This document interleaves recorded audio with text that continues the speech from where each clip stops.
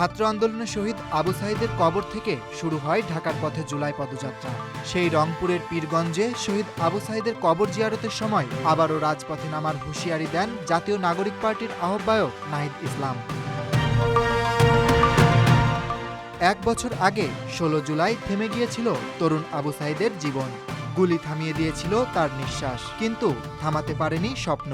আর সেই স্বপ্ন বাস্তবায়নে আবারও রাজপথে নামার হুঁশিয়ারি দিয়েছেন জুলাই অভ্যুত্থানের নায়করা।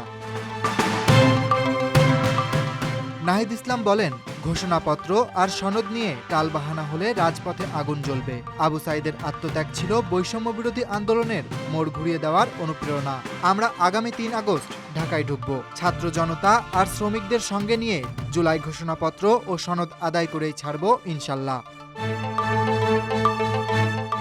কোটা সংস্কার আন্দোলন থেকে শুরু হওয়া যে তরঙ্গ, সেটি একসময় গণ অভ্যুত্থানের রূপ নেয়, যা পতন ঘটায় একটি স্বৈরাচারী সরকারের। আর আবু সাঈদের রক্ত ছিল সেই চূড়ান্ত বিস্ফোরণের আগুন।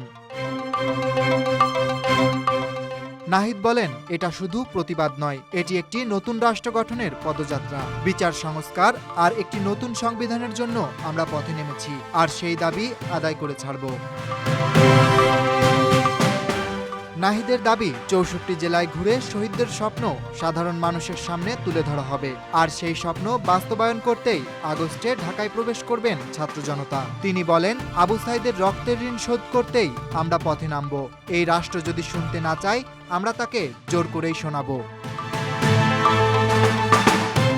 জুলাই ঘোষণাপত্র ও সনদ মানতেই হবে, আর তা না হলে রাজপথেই ফয়সালা হবে। কেবল প্রতিবাদ নয়, এবার তাদের লক্ষ্য একটি নতুন গণপরিষদ এবং নতুন সংবিধান।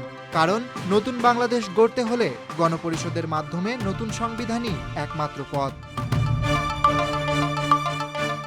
Aritra Basu, desk report.